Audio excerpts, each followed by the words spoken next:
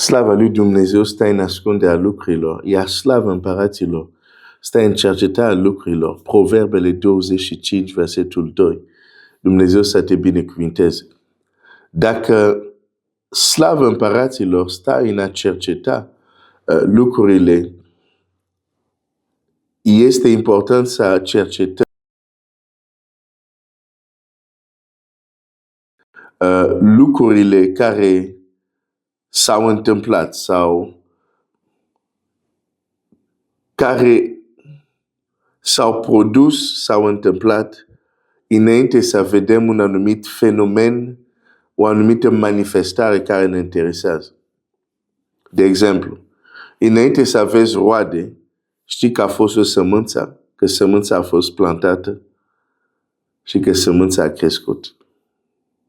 E foarte interesant în viața mai multe personaje din Biblie. Biblia ia timp să ne spună următorul lucru: și copilul a crescut. Stai un pic. De ce menționează acest lucru? Oare nu știm că un copil care se naște crește? Dar Biblia menționează, ia timp să menționeze copilul a crescut. Și aș vrea să încep cu cine să... Hai să începem cu chiar cu Samson,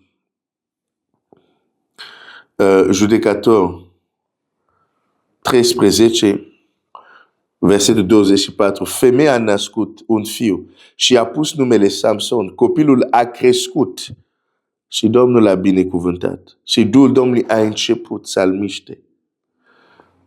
A existat o anumită creștere. Se menționează o anumită creștere. Copilul a crescut.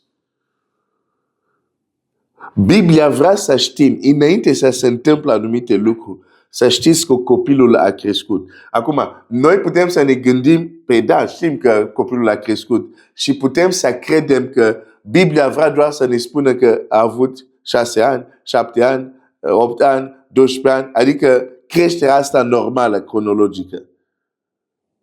Dar dacă mă duc în viața Domnului Iisus, o să vedem că de multe ori această creștere se referă la ceva mai mult. Pentru că oricum noi știm că un copil se naște și crește. Da? Dar faptul că Scriptura menționează atrage atenția noastră. Am realizat de multe ori, vrem să trăim anumite experiență, vrem să beneficiem sau să vedem în viața noastră anumite lucruri care le vedem în Scriptură, dar nu suntem atenți să vedem că stai un pic, acei oameni au trăit aceste lucruri după ce au crescut.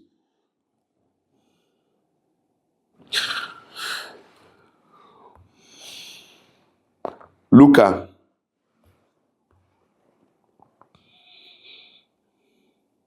2, versetul 40. Iar pruncul creștea și se întărea. Era plin de înțelepciune și harul lui Dumnezeu era peste el. Deci vedem această creștere, pruncul creștea. La Domnul Iisus avem mai multe detalii. În această creștere nu se referă doar la creștere, să zic, fizică, că o ia înălțime și așa mai departe. Nu. Această creștere implică pruncul creștea și se întărea. Și Biblia ne vorbește despre înțelepciune și despre harul lui Dumnezeu peste el. Pentru că noi știm din Scriptură că există măsură de har.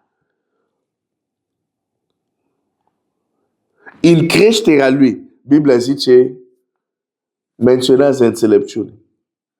Era plin de înțelepciune. La versetul 52. Și Iisus creștea în înțelepciune, în statură și era tot mai plăcut înaintea lui Dumnezeu și înaintea oamenilor. Cuvântul plăcut aici înseamnă se referă tot la har.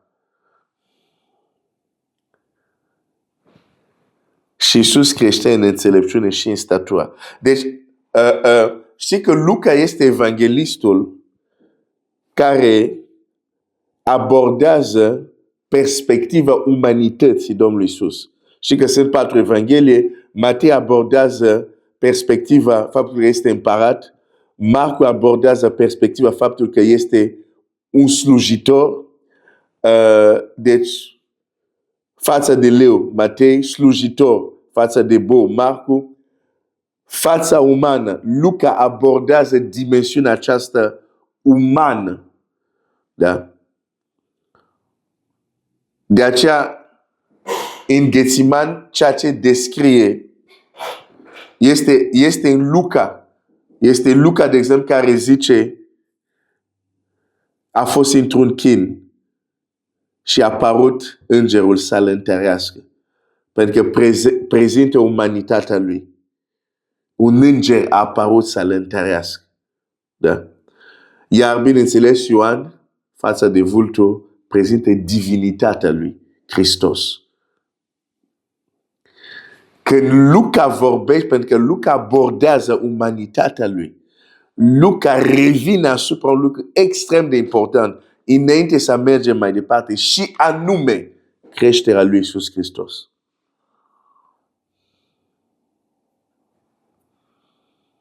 Creșterea lui. Și copilul creștea. Și Luca ne ajută să înțelegem că nu este doar vorba de creștere fizică.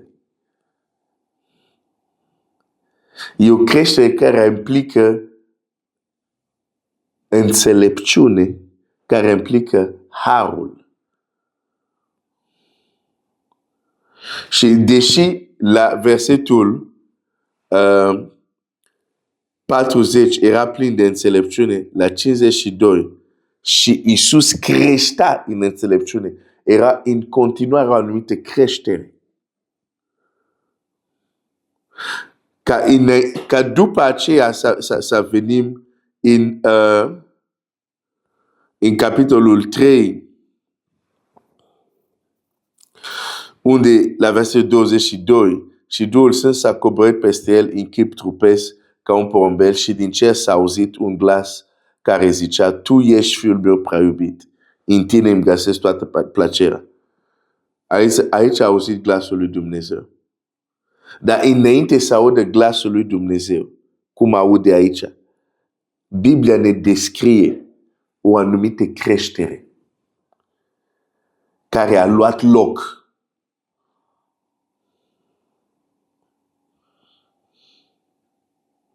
Deci când te gândești să auzi clar vocea lui Dumnezeu, cât de mult ai avut grijă, cât de mult am avut grijă să cresc în înțelepciune. Să fiu tot mai plăcut lui Dumnezeu și oamenilor. În cazul lui Samson, nu vedem că în cazul lui nu e vorba să audă. Da, nu e vorba să audă.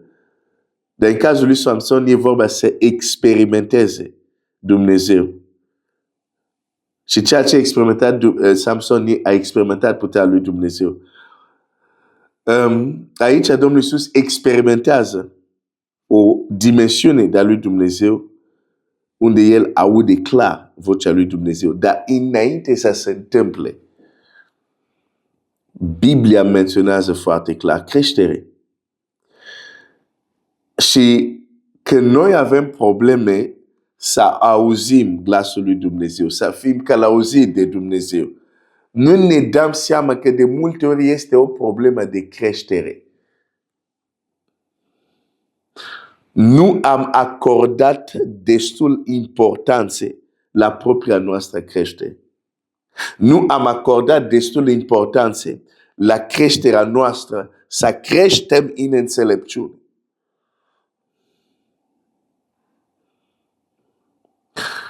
Mă opresc aici, voi continua mâine. Dumnezeu să te binecuvinteze.